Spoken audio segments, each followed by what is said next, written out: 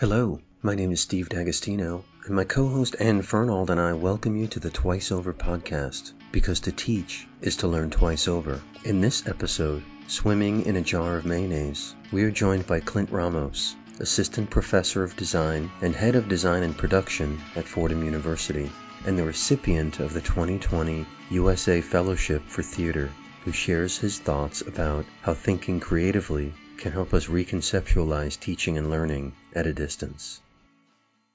Clint Ramos is the head of design and production, scenic and costume designer at Fordham University. He's a Tony and Obie Award winner, and we're so happy to have you at Fordham. You haven't been our colleague for all that long, and now you've been thrust into this really crazy role of teaching theater when the theaters are closed. Yes. And that's a lot of why we wanted to talk to you, is we're thinking about what are the special challenges of moving online. And of course, one that came to mind very early on was performance classes. And so we really want to hear how you're doing it, how you're helping your colleagues do it. But maybe we can just start by you telling us a little bit about how you would have described your job in the fall. What were you doing then, and how has it changed with the advent of this pandemic? When I came in, I rejiggered the curriculum for the design and production track. And so we were actually in the middle of implementing this new curriculum. And so it was going very well. I think there was a lot of synergy between the students and the faculty with this particular new curriculum. And on top of that was a very sort of successful season in the main stage and in the studio, which we as a track also support and participate in. So it was a fully functioning and well-oiled machine. I think a lot of people know that, aside from sort of the academic and curricular stuff that we do produce a full season of theater on the main stage. And these are directed by professionals, acted, designed by, and stage managed by students. And so, these are real productions happening as if it would happen in a professional theater. And so all of that has actually sort of ceased. Teaching happens online now, but, I think part of what we're struggling with, and I have to say a lot of, at least in my track, I can't speak for the acting or the directing track, and I know they're doing really well too. I think I have to say that, the adjuncts and our team of teachers have really adjusted very well to teaching online. Design is different, because the point of contact between humans is not always necessary. Designers sort of work insularly, and then we go out, and then we go back in and go out. So I think that was an advantage, or that was a blessing, because we could do our work remotely. I think part of the thing that we can't do now is really the other side of the practice, which is the implementation of the design and participating in what had been a communal act. I know that there are a lot of new ideas that are coming in. I think the acting teachers, because we have this weekly faculty meeting, and they're I think they have to be commended for their limberness, because I think they really are creating new paradigms of teaching. On top of dealing with what is like a mass malaise, this feeling of, well, what ultimately is going to happen to the theater? What is ultimately going to happen to us? I'm sure subconsciously all of these students are thinking, what have we done? Right. We've chosen this path for our lives, and the essential, necessary thing for us to practice what we've devoted our lives to is we're incapable of doing that right now. So we can't gather, and we can't we can't commune in person in live human to human contact. From your perspective as a person who's interested in design, can you talk a little bit about how some of those principles can be leveraged in virtual spaces, if that's at all possible? I think it's completely possible. I think part of the what I've been meditating on, since we've been quarantined is, it's really multifaceted, but it's about that particular question. And, I think even prior to this thing happening, there had always been this question gnawing in my head about, well, how do we actually, knowing how we teach theater, and although, I think Fordham is at the vanguard of it, over the past, I would say 5 to 10 years, there is like an increasing velocity. There has been this move towards the breaking down of walls between media, right? So theater, television, film, and even digital media, the walls have become more and more porous. And I think as theater educators, we've always kind of like, we've had this, and I think with increasing loudness, just yelling in the back of our heads, like, how do we do this? How do we integrate? And in a way, how do we create space for theater education in this sort of environment? And I think I'm very inspired by what we're doing and what we're thinking about, and I think as I was saying, I think this is about this sort of what had been unaddressed, I think, in theater education is now forcing us to address it, which is this sort of how do we accommodate this increasingly collapsing walls between theater, TV, and film and digital media. And, everyone who writes for television or for Netflix, for Amazon, HBO, or Apple TV, they're all playwrights. Right. Actors, they're all playwrights. All of them are playwrights, and they go back to the theater every now and then. But all of them, they've basically, this pool of playwrights have been called. And, I just did film. I just did an MGM film for a film for MGM. I just designed it. It's Respect, which was directed by a theater director, and had all of these theater star. Audra McDonald was in it, and I think this is happening more and more. So I think by encouraging consciousness around, because I think here's the thing. I think I have to go back and say what our education now ought to be. At least, I think for the foreseeable few months, it is about content creation, right? It isn't about a live performance, but it's truly about, if we are going to communicate something, it is about content creation, and it's not trying to replicate what a theater performance is, but it ought to be some hybridized version of what that performance would be, but with a consciousness of content creation. And I think if we think of it this way, then maybe we're actually giving our students a leg up, almost like giving them a clear sort of window, a taste of this porousness between these mediums, and I'm excited about that. And so I think part of the things that we're meditating as a program, but also for me specifically, I think is really, how do we do this? How do we virtualize everything? And if we don't have a vaccine, or if we don't have a completely foolproof methodology on how we can gather, I think we ought to really consider implementing something like this for the fall.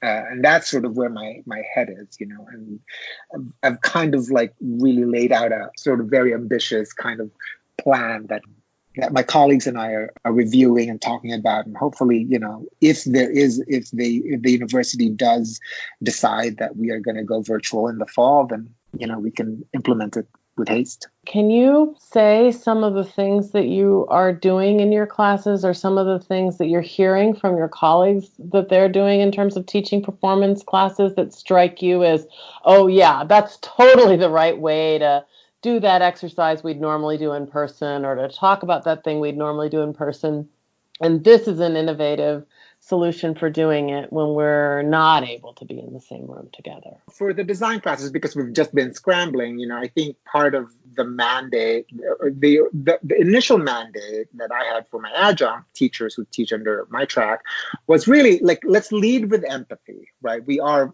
basically facing a populace right now who is just, especially this particular generation, who I think right now angry and confused, and ultimately, especially for the seniors, having the rug pulled under them. So let's do that, and actually let's pause what our syllabi. Let's pause the syllabi. Let's actually just think about how can we address the emotional landscape right now, right?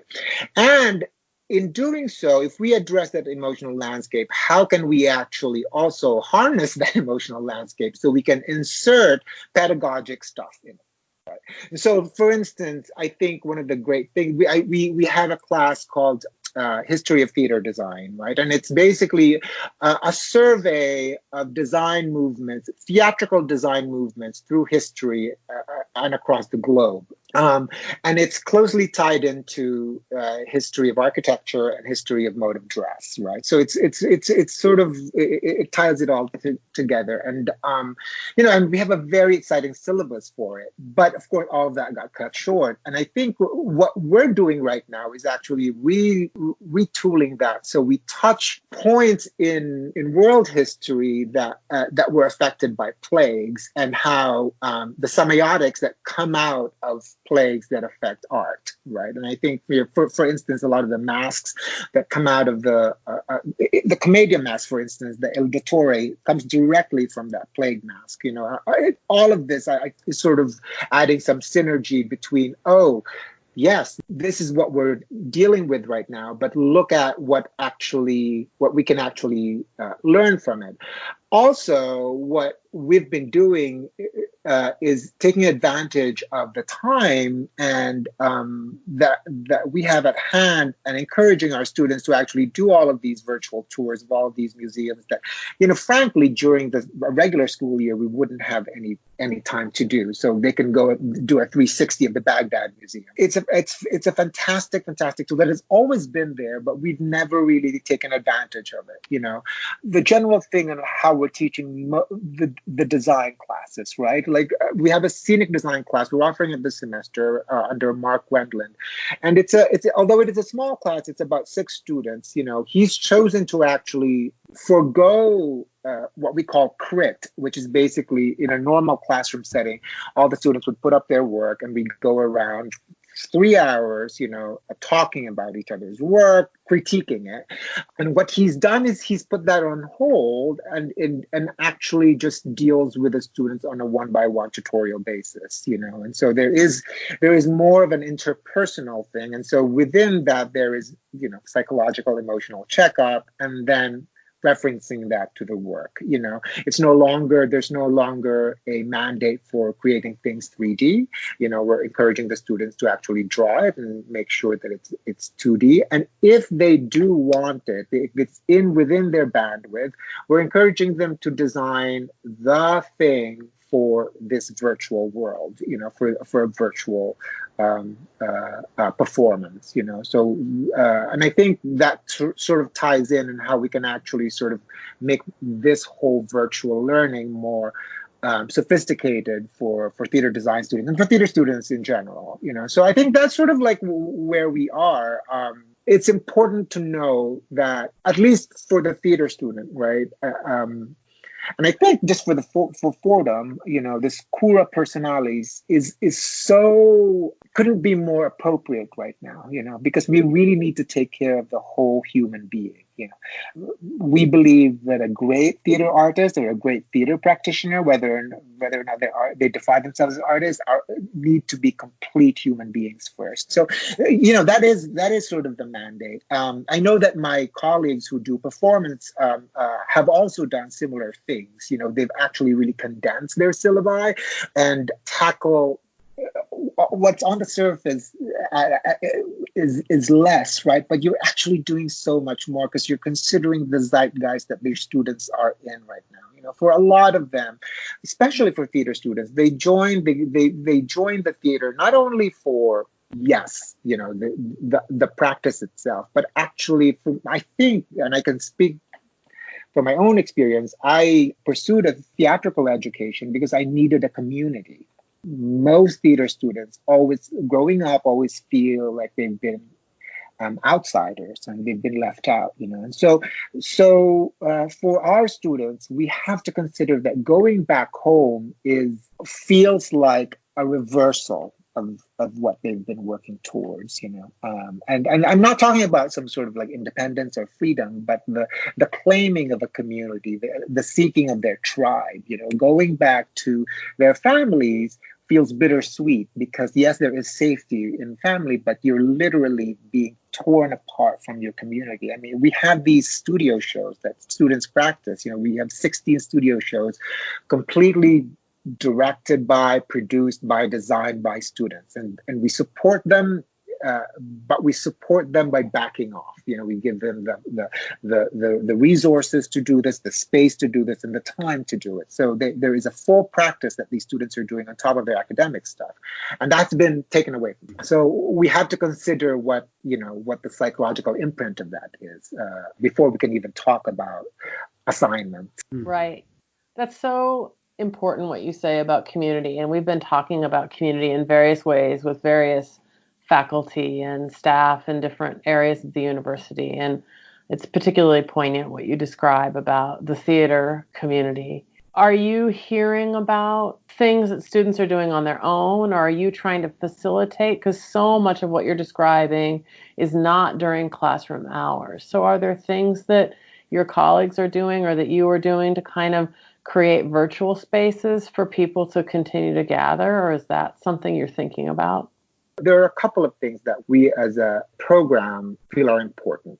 I think part of it is the continuance of practice. How do we create a space, an environment where these students can still practice and practice with the same intensity and ferocity that they did, right? And then, because then that would mean that if we do that, maybe there is a way make what had been the studio season, the 16 plays and these 4 main stage plays, what is essentially our season, right? Our presenting season, maybe that becomes the curriculum, so maybe if we think of this possibility, then maybe we can see how in varying degrees of detail, how creating these productions is actually what we teach. And by that, I there are many questions that arise. And so I think part of it is like, well, how can we do this? How can we produce? We're not together. We're definitely going to have to do it through Zoom or through some sort of platform like that. But maybe it is then about, okay, let's just say, for instance, we're producing part of the season next year is Men on Boats, right? And I don't know if you know about this play. It's basically written by Jacqueline Bahaus. It's a fantastic play about all of these male explorers, right? Like in the 1800s.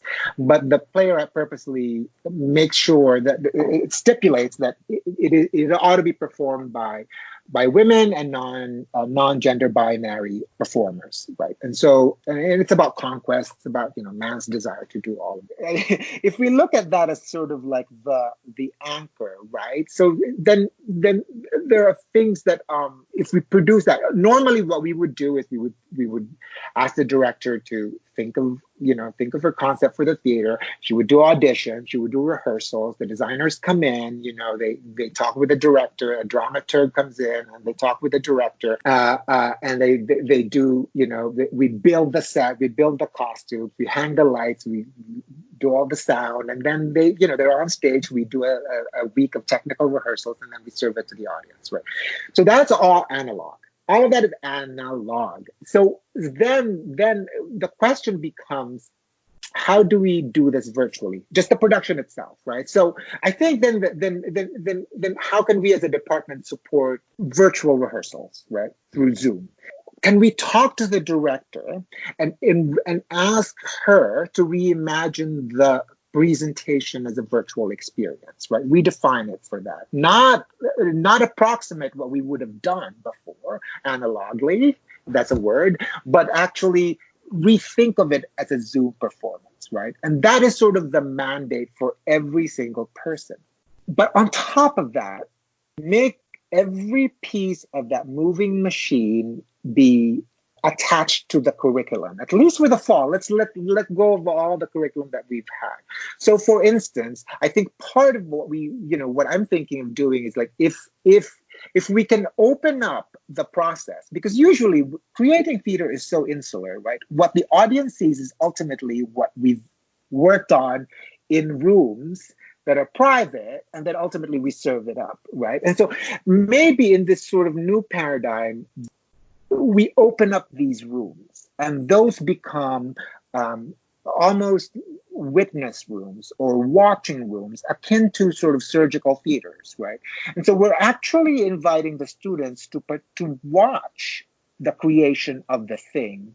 So the witnessing and the watching is the very transmission method of the pedagogy. I think, like, I'm just going to cite an example, right? So, like, when she auditions, I think it could be really amazing if that audition is open and we watch the audition, right? Rehearsals, perhaps some rehearsals are open for the theater population to watch. Maybe there is a talk with a playwright that launches the whole thing, and that's also open. Maybe the directing class witnesses rehearsals, witnesses dramaturgy. We have a class called Page to Stage. Maybe that class also is actually participating in the dissection of the play itself, right? And then design, how can we do a set design virtually? Then maybe we ask the designer to think about, again, like we're asking the director to think about directing in this new medium. We ask the designer to do that. Same with lights.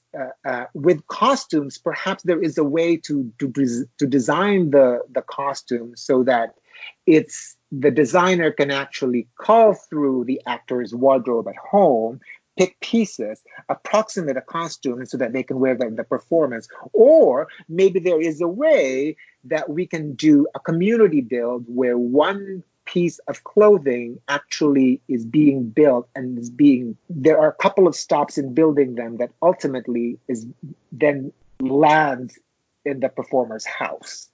Do you know what I mean? So that we continue this sort of like practice that we do as a community, but do this sort of like toggling between digital and analog, right?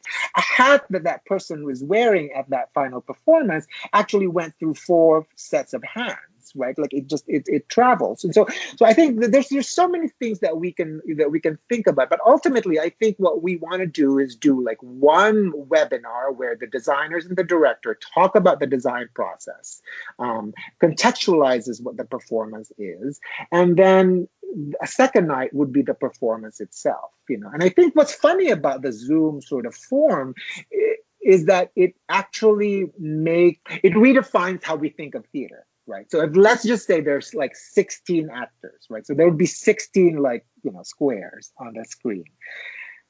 In a particular act, when we're asking characters to be in one room, right? In regular theater, they'll just be in one room, right? There's a design for a room, but maybe the paradigm shift is then maybe they are now in identical contexts. So let's say characters 2, 3, 4, and 12 and 11 are actually in the same room in that particular scene. So maybe we set up the background so that they're in the same background, in the same lighting conditions that, of course, we sort of like guide them through. And we redefine being in the room by being in the same context. So I think there's a lot of things that we can sort of think about in terms of how to make this sophisticated, right? But I think one of the things that excites me about this model is then tying all of that curricularly. We throw away all of the stuff that we used to do and actually just focus on these plays, these 16 plays that we're producing in the studio in the main stage season. So we create a community synergy around it. Everybody is following the production of these plays curricularly, but also extracurricularly.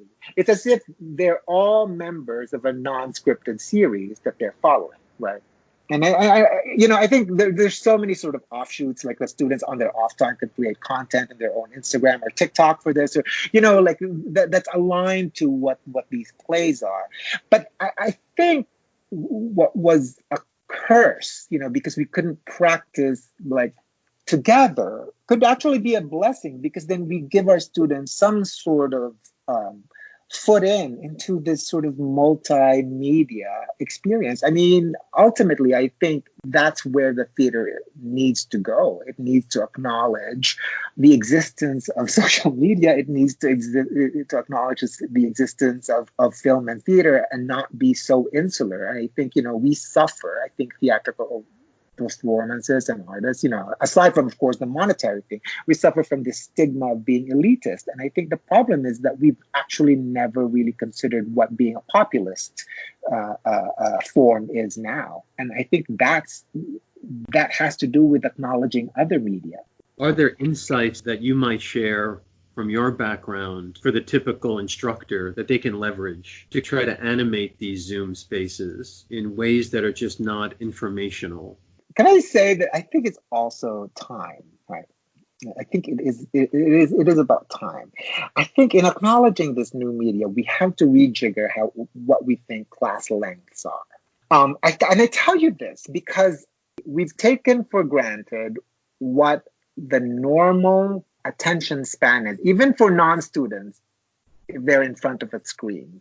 What had been like a 3-hour lecture is just not sustainable anymore. It wasn't sustainable before this digital media.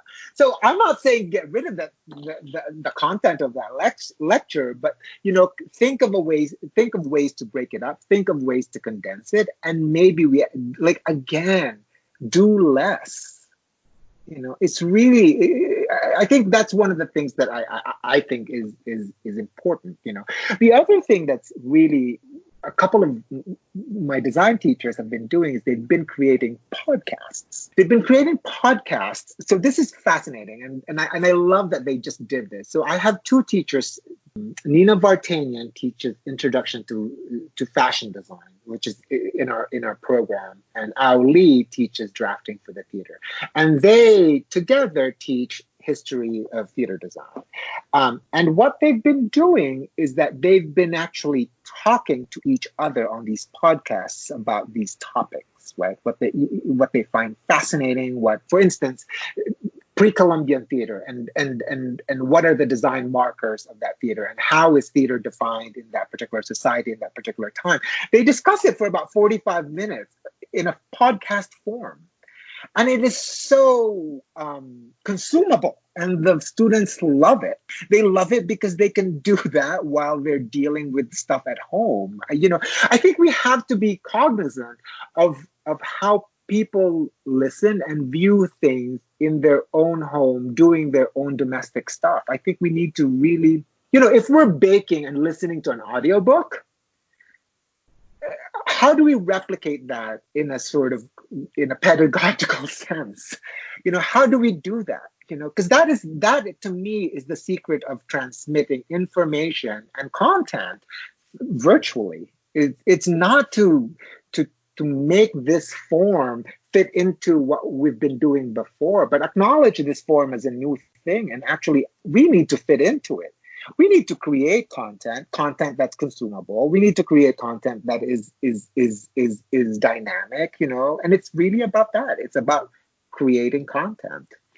I learned that I could listen to really, really detailed history books when I go for a run. I'm an incredibly slow runner, but I'd always wanted to read Barbara Tuchman's Guns of August, and I just never got around to it, because who wants to sit down and read an incredibly detailed 700-page book on the first week of World War I?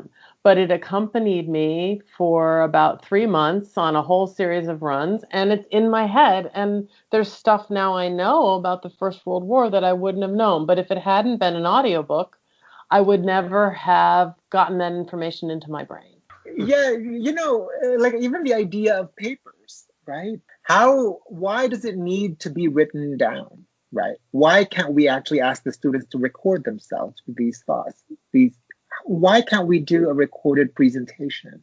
I mean, the idea of like empathy and sort of like history.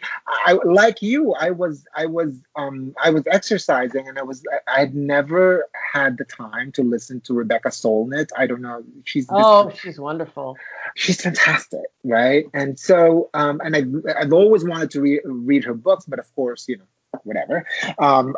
This just time, right? And she, she talks about this thing where, by listening to each other's normal daily lives, we listen to each other's histories, right? And history is where hope lies. It's not in looking at the future. It's actually looking at your history, your own personal history. That's sort of the key. And I think part of how we create dynamism in this sort of virtual learning experience is really knowing the students, having a dialogue with them, having this, going back to Mark Wendland, who's teaching set design, and he just chose to like scrap the group thing and just do an individualized study. That, to me, he said, I am learning so much from them. Right. I am learning so much from them. Something that just by the nature of being in a group are hidden, are now being revealed. And I understand where the impetus for these design choices are. And I love that. I love these. We may not be able to have the same physical output, but there's no point in a physical output right now. We're not building sets, but what we're gaining is an infinite amount of knowledge of that human being. And I think that is key. And that student, I bet you, learned so much about themselves just by talking about themselves. Of course. It's a scary time, but it's an exciting time, We're coming to the end of our conversation, and I've been asking everyone in this moment, is there a teacher that you look back to as someone who continues to inspire you, or someone that you think, oh, she was really on the right track, or boy, I really am glad that he was a part of my life? Right. I often talk about this particular teacher. He was my teacher in grad school. His name is Paul Steinberg, and he's very much alive. He's around. He's like a great theatrical force. But he always said that, he was all about what is the most essential, right? And he said that anything that you present ought to be just distilled to one emotion. And the first thing that you think about when you feel that feeling is the correct thing. And I say this because I think a lot of us, especially in theater design, get lost in these details, right? And, I remember when he said that to me. He said, we were doing Salome, and he said, what is this? What do you feel when you listen to this music, the Strauss and this particular story, And I said, I feel, decadent. I feel decadent. I feel really decadent. And he says, what's the first thing when you feel decadent? What is the first thing that comes into your mind? I said, mayonnaise. And he said, and then he goes, all right, your opera is set in a jar of mayonnaise. And, it was perfect. I mean, when you listen to Strauss and when you listen to the story of like of Salome dancing and Herod, and imagine all of these characters swimming in a jar of mayonnaise, it is brilliant. But I always go back to that lesson that Paul said to me, because in this particular time, when I think the key is to do less, it's also about distillation. It's not about foregoing things. It's about distilling things to an essence. And so, I think about Paul a lot these days. We have this time and we have this opportunity to actually look at how we've been doing things. And I think this has been, awful and horrendous as a nation, as a world. But I think there are pockets of opportunities here that, that we would have never actually realized until we've been faced with it. Thank you so much, Clint, for your time. So it's great to talk to you. Twice Over Podcast is available on SoundCloud, Stitcher, and Spotify, with new episodes appearing twice each week. For host and guest bios and show notes, please visit our website, twiceoverpodcast.com. You can follow us on Twitter at twiceover1 or email us at twiceoverpodcast@gmail.com. Thanks so much for listening.